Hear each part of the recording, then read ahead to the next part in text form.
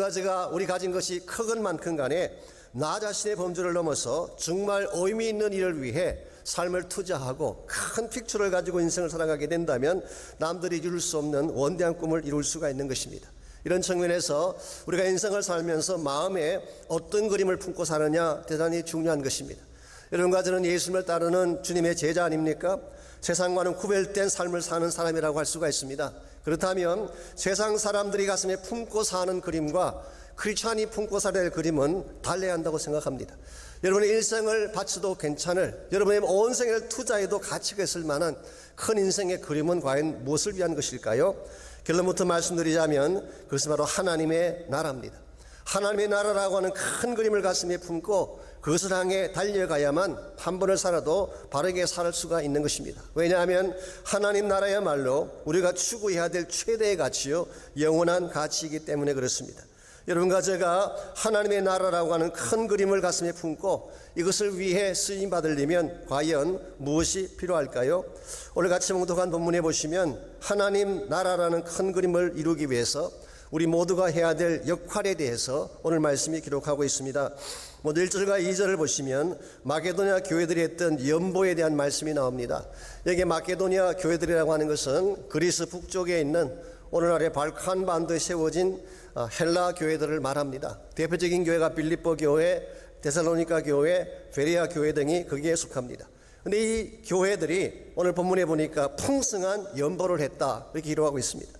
연보라고 하는 말이 무슨 뜻일까요? 오늘날은 헌금과 유사한 내용으로 이해를 하고 있지만 원래 이 말의 의미는 단순하다, 진실하다 그런 뜻을 가지고 있습니다. 계산하지 않고 따지지 않고 드리는 것을 연보라고 했어요. 그래서 영어 성경을 보시게 되면 이 단어를 generosity라고 번역한 것을 볼 수가 있습니다. 관대하게 베푸는 행위를 의미한다고 해석한 것입니다. 실제로 초대교회 당시에는 이 연보라고 하는 것이 목회자나 가난한 자들을 섬기는 용도로 사용되었다고 합니다. 누가복음 21장에 보시면은 성전 안 여인의 뜰 안에도 연복궤가 있었다는 사실을 밝히고 있습니다. 개역 개정에는 헌금함이라고 바꿔서 번역을 했지만 옛날 성경 보시면 연복궤라고 했어요. 그 연복궤에 가난한 여자가, 가난한 과부가 2랩도 넣는 것을 보시고 예수님이 칭찬한 사건이 나오지 않습니까? 이와 같이 성전 안에도 연복궤가 있었고 초대교회 안에도 연보라고 하는 것이 있었습니다. 오늘날은 이 연보가 헌금과 유사한 의미로 사용됩니다만은 오늘 본문에서 바울이 말하는 연보는 실제로는 예루살렘 교회를 돕기 위한 구제 헌금을 말합니다. 혹은 사랑의 헌금이다 그렇게 말할 수가 있습니다. 예루살렘 교회는 전통적으로 가난한 교회였습니다. 전 구성원부터 각지에서 몰려온 사람들이 교회를 구성했기 때문에 처음부터 가난한 자들이 모여서 세운 교회예요. 더구나 AD 46년도에 클라우디우스 황제 때에 팔레스타인 전역에 큰 기근이 찾아오는 바람에 생존 자체가 힘들 정도로 어렵고 가난한 삶을 살던 자들이 예루살렘 교회 성도들입니다. 그래서 사도행전 11장 28절에 보게 되면 바울과 바나바가 예루살렘을 방문해서 구제 헌금을 전달한 기록이 나옵니다. 이것을 바울의 famine visit, 기근 방문이라고 부르기도 하죠. 이와 같이 사도 바울은 일찍부터 예루살렘 교회를 구제하고 섬기는 데 동참을 했는데 특이할 일은 이것 이후에도 계속해서 바울은 아시아 지역과 유럽 지역을 다니면서 모든 교회들로 하여금 이 구제 헌금을 모으도록 독려를 했습니다. 오늘 본문에 보시게 되면 고린도 교회에도 동일한 독려를 하고 있는 것을 발견하게 됩니다. 6절 보겠습니다. 그러므로 우리가 디도를 권하여 그가 이미 너희 가운데서 시작하였은즉 이 은혜를 그대로 성취하게 하라 하였노라. 자, 이 말씀에 의하면요, 디도를 고린도에 보낸 1차적인 이유는 눈물의 편지를 전달하기 위함이었죠. 근데 그것만은 아니었던 것 같습니다. 즉 헌금을 레이즈하기 위해 보낸 목적이 있었습니다. 10절 말씀을 참조해 보시게 되면 사실 이 헌금은 고린도 교회가 1년 전부터 시작했던 것입니다. 그랬는데 아마도 교회 안에 분쟁이 생기고 내부적인 문제가 일어나면서 지지부진했는데 디도를 통해서 다시 헌금을 촉구한 것입니다. 자, 그렇다면 왜 사도 바울은 고린도 교회를 비롯해서 바울이 세웠던 대다수의 이방 교회들로 하여금 예루살렘 교회를 섬기는 이 헌금에 참여할 것을 강조하고 있는 것일까요? 나중에 다시 말씀드리겠지만 사실 고린도후서 8장과 9장 전체가 헌금에 대한 말씀이에요. 아마 신약 성경 중에 헌금에 대한 메시지를 이렇게 디테일하게 많이 기록한 부분도 없으리라고 생각합니다. 자, 여기서 바울이 강조하는 것이 정말 돈일까요? 어떤 사람들은 헌금 설교하면 부담스러워하긴 하는데요, 헌금을 돈에 대한 이슈로 생각하기 때문에 부담을 갖는 것입니다. 물론은 사도 바울이 펀드를 레이즈하고 헌금을 모으기 위한 것은 사실이지만 바울이 와 같은 일을 했던 근본적인 이유는 다른 데 있습니다. 선교적인 완성을 위해서 하는 것입니다. 예루살렘 교회와 이방 교회들이 하나가 되어서 하나님 나라의 꿈을 실현하기 위해 이 일을 시도한 것입니다. 예루살렘은 복음의 출발지일 뿐만 아니라 복음의 완성지이기 때문에 하나님 나라를 성취함에 있어서 굉장히 중요한 위치를 차지하고 있습니다. 구속사적인 면에서 조금 더 설명을 드리자면요, 성경에 보면 인류 역사의 흐름을 바꿔 놓았던 두 개의 중대한 사건이 소개되어 있습니다. 첫 번째는 신할 평지에서 일어난 바벨탑 사건, 두 번째는 시온산성 즉 예루살렘에서 일어난 오순절 사건입니다. 이 두 사건은 서로 연관성이 없는 것처럼 보이지만 사실은 밀접한 관계가 있습니다. 먼저 창세기 11장에 보시면은 바벨탑 사건이 나오는데요, 이 사건이 일어난 장소가 신할 평지였습니다. 이 신할 평지는 유브라데강과 티그리스강 사이에 있는 큰 평원을 말합니다. 두 강 사이에 있기 때문에 이 지역을 우리가 메소포타미아라고 부르고 있죠. 자, 이 땅에서 무슨 일이 벌어졌습니까? 사람들이 모여서 탑을 쌓았어요. 왜 쌓았을까요? 하늘까지 닿기 위해서 탑을 쌓았습니다. 여기서 바벨이라는 이름이 나온 것입니다. 바벨이라는 이름의 뜻이 원래는 하늘문이라는 뜻입니다. 나중에 이것이 조금 다르게 변형이 되어서 혼잡함, 혼돈, 컨퓨징이라는 의미로 사용되긴 했지만 사실은 하나님의 자리까지 시도하려고 했던 이 시도가 바벨탑을 쌓게 한 것입니다. 자, 인간이 다 함께 모여서 그 넓은 평지에서 바벨탑을 쌓았을 때 어떤 결과가 인류에게 주어졌나요? 첫 번째로 흩어지게 됐어요. 하나님의 은혜를 다 혼잡하게 만드는 바람에 다 흩어졌어요. 두 번째로 이때부터 열방과 열국이 등장하기 시작합니다. 흩어진 사람들이 같은 언어끼리 같은 문화끼리 모이면서 열국이 만들어지고 그 결과 전쟁이 시작된 것입니다. 뿐만 아니라 이 사건을 계기로 해서 하나님을 대적하는 종교들이 일어나기 시작합니다. 이것을 우리는 흔히 바벨론 종교라고 말을 합니다. 이 바벨론 종교라고 하는 것은 고대 중동 지역을 비롯해서 지금까지의 모든 하나님을 대적하는 종교를 총칭하는 명칭이라고 할 수가 있습니다. 이와 같이 하나님을 대적하고 그 결과 흩어지게 되고 고통과 멸망을 향해 치닫던 역사의 흐름, 이것이 바로 신할 평지가 만든 역사였습니다.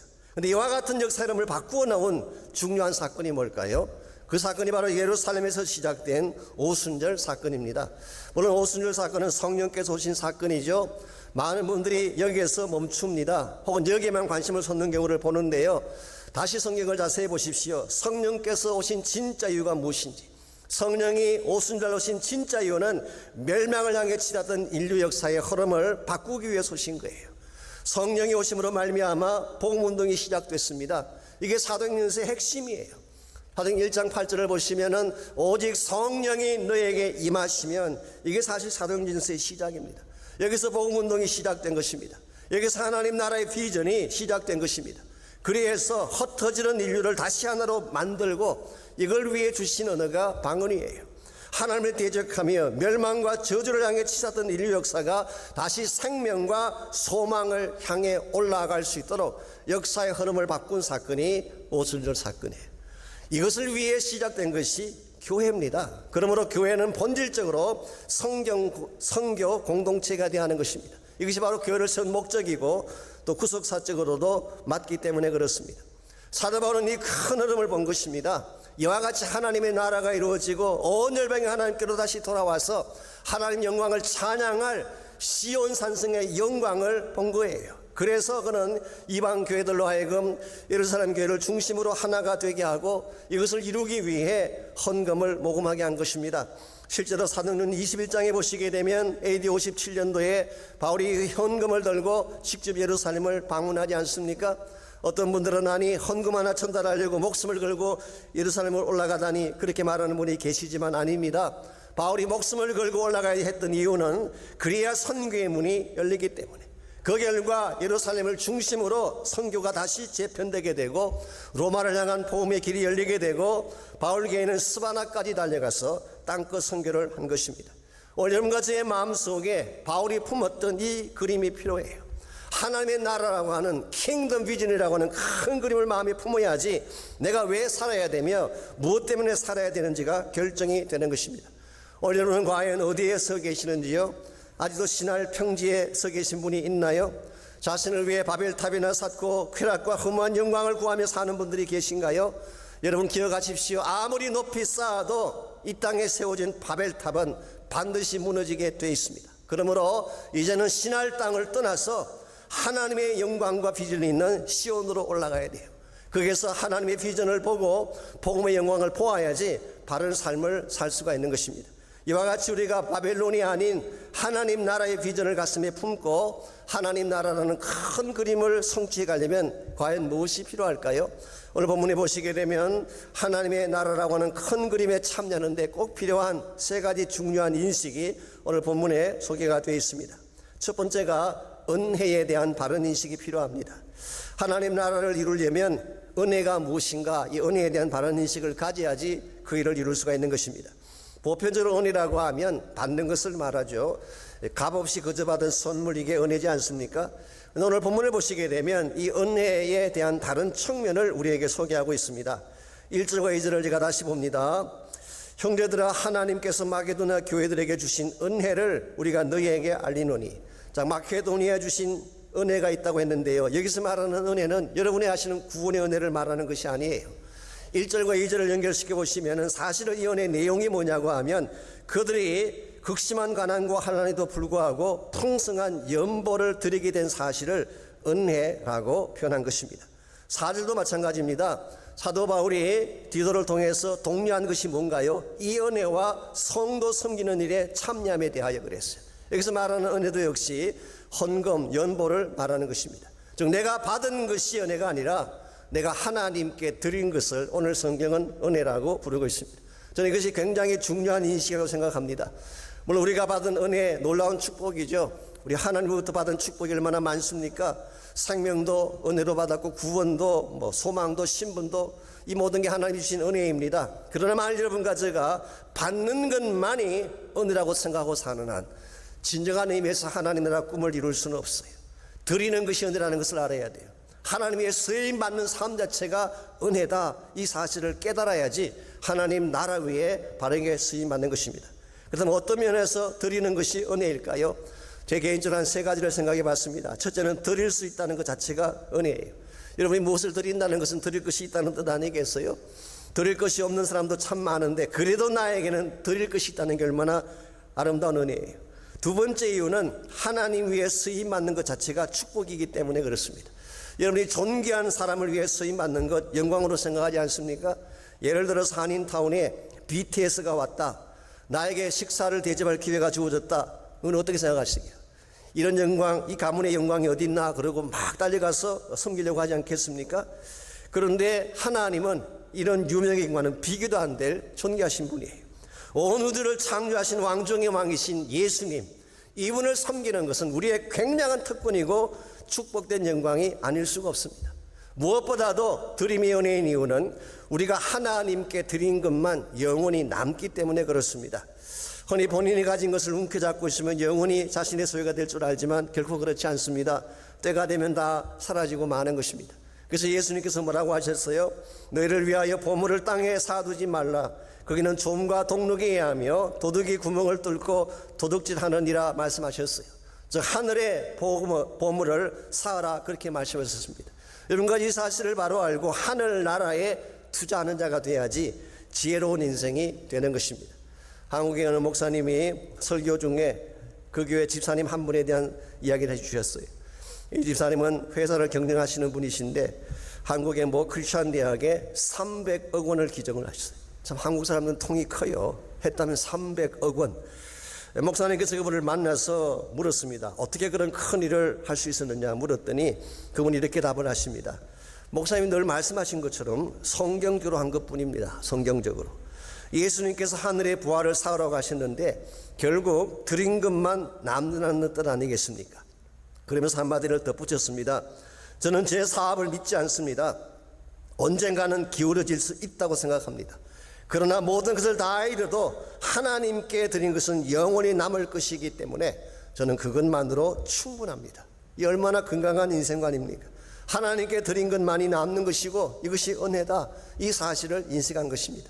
그러므로 여러분과 제가 지금 하나님 나라를 위해 쓰임받기를 원한다면 이제는 드리는 것도 은혜라는 사실을 배워야 돼요. 받는 것만 은혜가 아닙니다. 받는 것만 은혜라고 생각하는 사람은 항상 이기주의를 넘어설 수가 없어. 자신의 삶의 본질을 넘어서지 못하기 때문에 넓게 쓰임받을 수가 없습니다.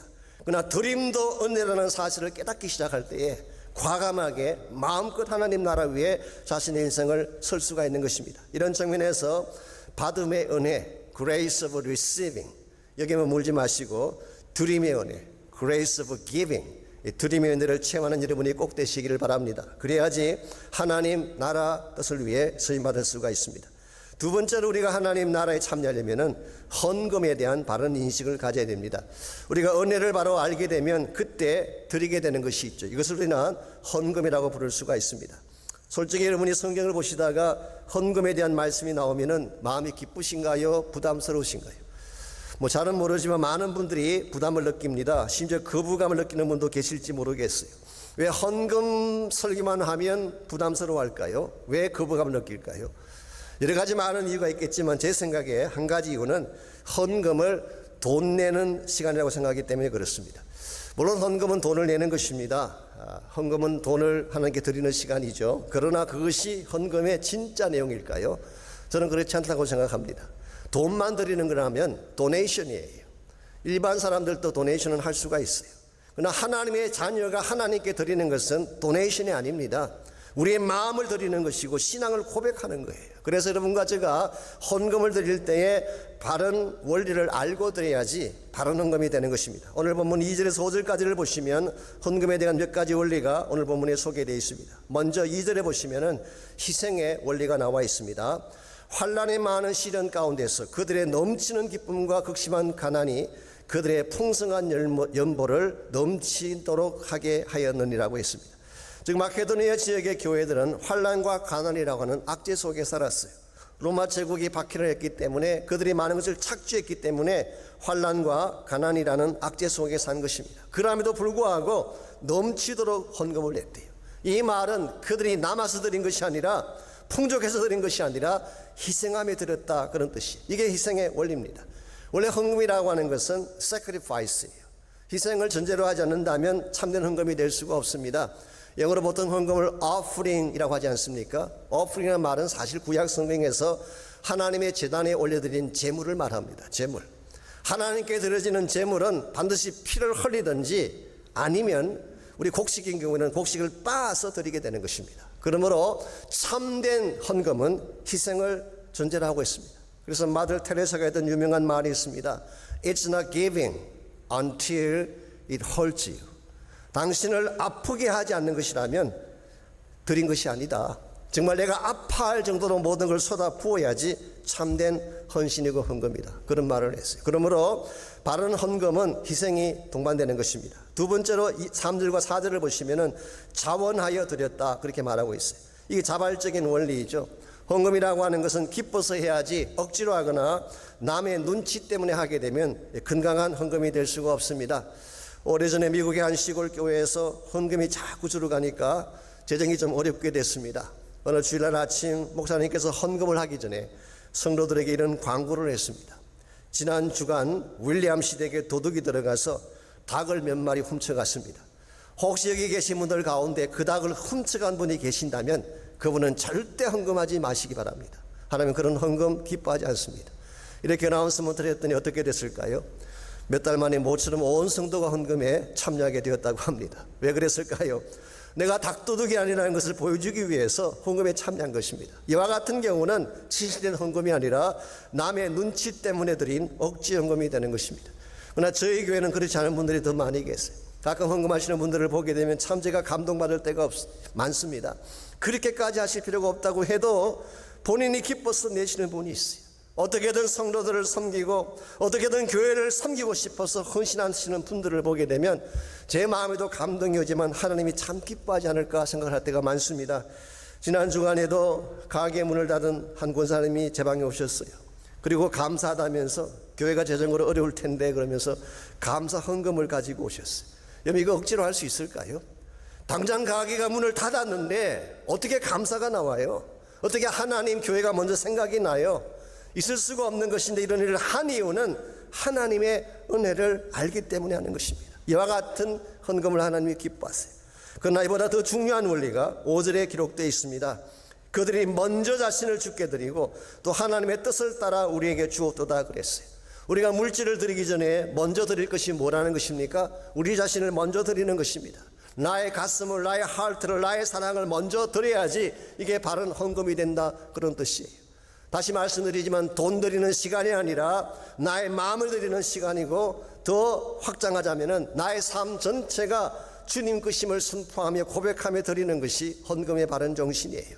사실 이 돈이라고 하는 것, 물질이라고 하는 것은 교회 다니는 사람들이 그렇게 영적으로 생각하려고 하지 않는 경향이 있어요. 보통 그렇게 생각을 많이 하죠.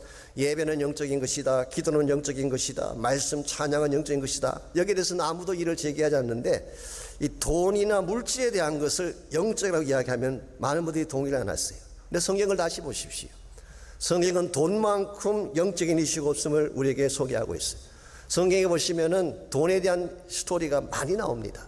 예수님 비유 가운데 많은 부분이 돈에 대한 거예요. 달란트 비유가 뭐예요? 돈입니다. 드라크마 비유니 데나리온 비유니 다 돈에 대한 거예요. 성경에 보게 되면 최소한 신구약 성경을 통틀어서 2340번 이상 돈에 대한 구절이 나오고 있습니다.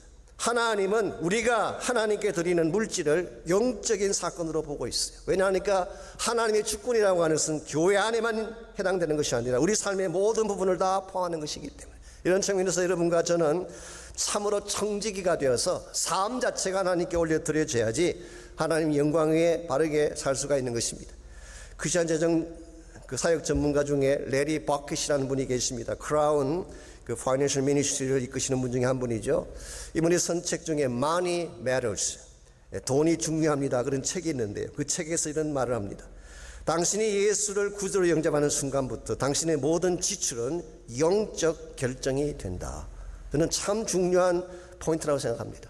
예수를 내 인생의 구원자로 주님으로 선포하는 순간부터 내가 쓰는 모든 지출과 모든 재정적인 결정은 영적인 결정이에요. 즉 하나님의 뜻대로 써야 된다는 것입니다. 내 돈이니까 내 마음대로 쓰자, 이거 참 위험하고 잘못된 것입니다. 정말 여러분같이 삶의 주인이 하나님이라면 돈의 주재권도 하나님께 드려야 돼요. 근데 말은 이렇게 하지만 이게 쉬운 일일까요? 사실 신앙생활 하다 보면요, 다른 것에 대한 헌신은 다 하면서도 이거 하는 거 쉽지 않아요. 그래서 존 웨슬리가 했던 유명한 말이 있지 않습니까? 당신이 지갑이 회개할 때까지 나는 그 회개를 믿을 수가 없다. 즉 우리 신앙의 실제 내용이 뭐냐고 하면 하나님께 드리는 헌신을 통해 표현된다, 그런 뜻이에요. 자, 이와 같이 여러분이 또한 제가 우리 삶의 모든 영역에서 하나님을 인정하고 그분의 뜻을 따라 이렇게 헌금을 드리고 헌신하게 되면 우리 삶이 어떻게 될까요? 더 궁핍하게 될까요? 재정적으로 더 말라지게 될까요? 아닙니다. 오히려 반대예요. 이와 같이 하나님의 뜻을 위해 하나님의 말씀에 순종해서 정말 정당하고 건강한 바른 헌물을 드리게 되면 하나님이 우리 인생을 책임져 주세요. 더 많은 것으로 채워주시는 것입니다. 특별히 인생의 위기가 찾아왔을 때에 하나님이 그러한 삶은 꼭 붙들어 주시고 책임져 주시는 것입니다. 여러분 이것을 경험해 봐야지 참 믿음이 무엇인지를 알 수가 있어요. 그냥 교회 다니고 신앙생활 한다 그러지만 이 부분의 소리가 경험이 없기 때문에 사실은 바른 의미에서 건강한 생활을 못하는지도 모르겠어요. 제가 지난주에 예배가 끝나고 제 방에 있는데요, 한 장로님 네 분이 제 방에 오셨어요. 이분은 다운타운에서 꽃집을 하시는 분입니다. 주일마다 강단 꽃이 그분이 만든 거예요. 사실 예술작품 아닙니까? 이 작품일 수밖에 없는 이유가요, 그분이 한국에 계실 때 꽃 전문가였습니다. 송이 꽃꽂이 중앙회 회장을 역임하시고요, 강의도 많이 하시고 꽃꽂이에 대한 책도 여러 권 내신 분이에요. 사실 이분들이 저에게 오셔서 정말 신실하게 하나님을 섬기셨습니다. 건축할 때도 헌신을 많이 하셨고 하나님 위한 것이라면 아낌없이 드리는 그런 분입니다. 제 방 오셔서 잠깐 간증을 하시는데요, 아시는 대로 코로나 때문에 모든 사업이 다 어렵게 되지 않았습니까? 꽃집도 예가 아니었습니다.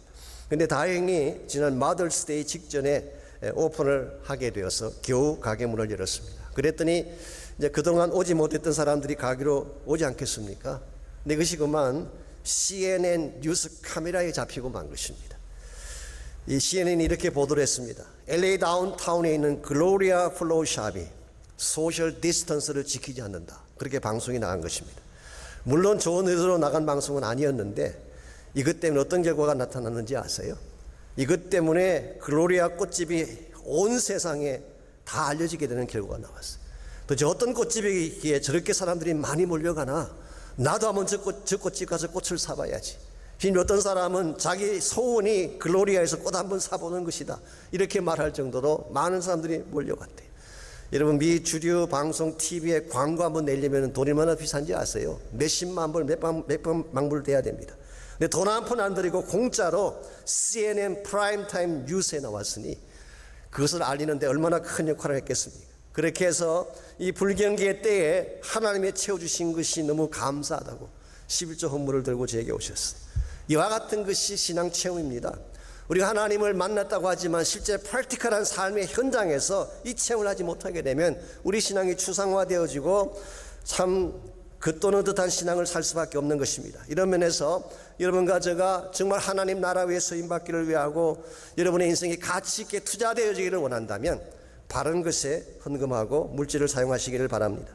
마지막 세 번째로 우리가 하나님 나라의 큰 그림에 참여하려면 사랑에 대한 바른 인식이 필요합니다. 날 사랑하신 하나님의 사랑이 어떤 사랑인가 이걸 깊이 인식할수록 하나님께 바른 헌신을 드릴 수 있게 되는 것입니다. 8절과 9절을 보십시오. 우리가 우리 삶을 헌신해야 될 근본 이유를 오늘 성경은 이렇게 밝히고 있습니다. 먼저 8절 읽습니다. 내가 명령을 하는 말이 아니요 오직 다른 이들의 간절함을 가지고 너희의 사랑의 진실함을 증명하고자 함이라고 했어요. 즉 사도 바울은 고린도 성도들에게 헌금을 고민한 이유가 너희들 사랑의 진정성을 증명하기 위함이다 그랬어요. 여러분, 사랑이라고 하는 것은 말로만 하는 것이 아닙니다. 실제적인 행동과 희생이 따라야 되는 것 아니겠습니까? 하나님 사랑도 마찬가지입니다. 진실로 하나님을 사랑한다면 나의 가장 소중한 것을 드려야 된다, 그런 뜻이. 근데 더 놀라운 사실은요, 이와 같은 것을 우리에게 친히 몸소 보여주신 한 분이 계세요. 그분이 바로 예수 그리스도십니다. 9절을 봅니다.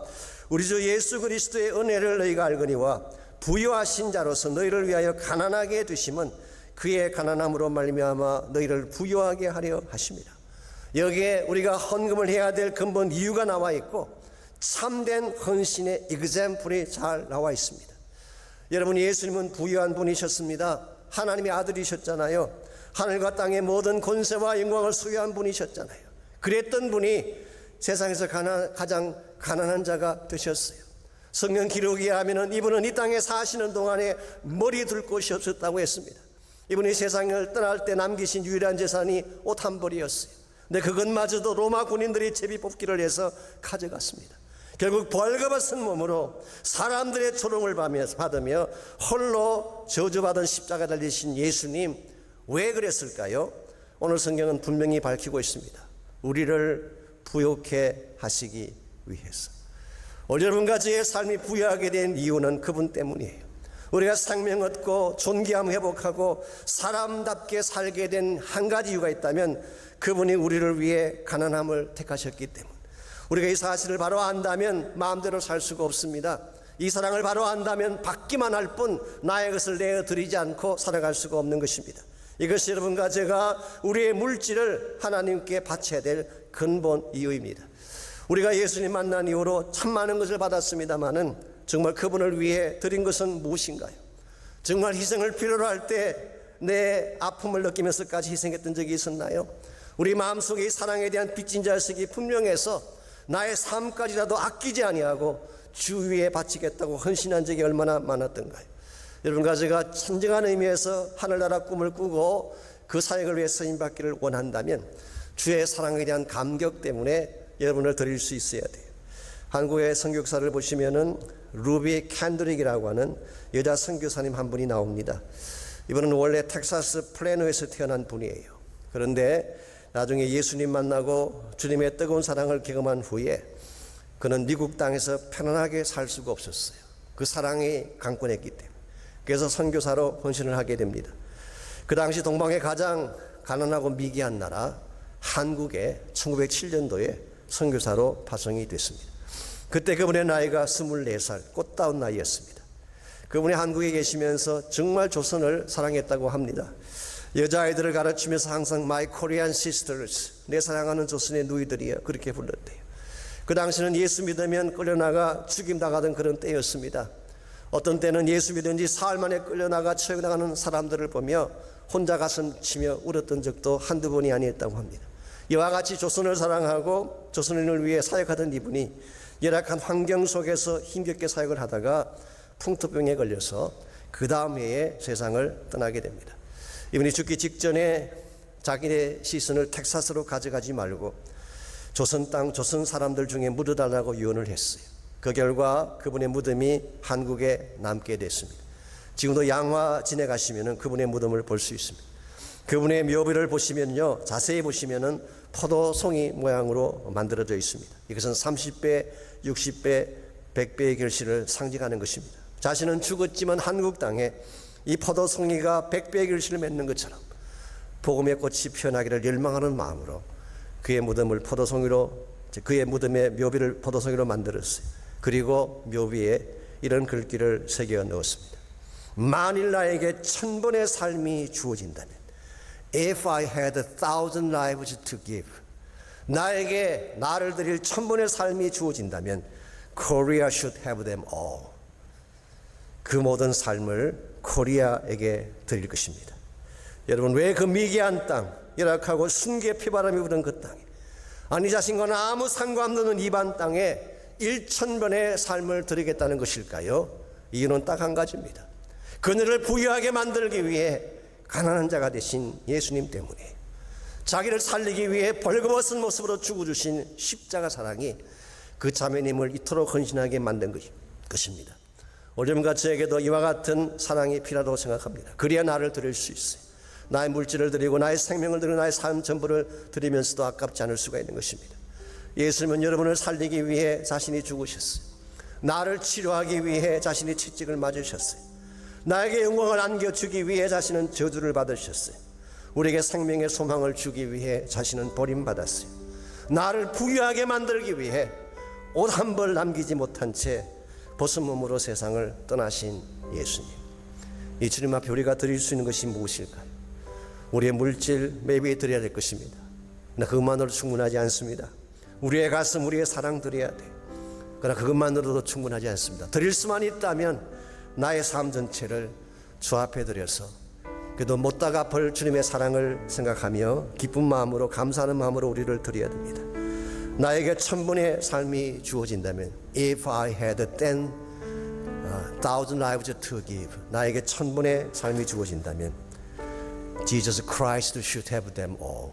예수 그리스도가 그 모든 것을 받기를 원하는 마음으로, 여러분과 제가 이와 같은 고백으로, 이와 같은 마음으로 인생을 살아가게 된다면 여러분의 삶을 통해 하나님 나라가 이루어지게 되고 복음의 아름다운 역사들이 펼쳐지게 될 것입니다.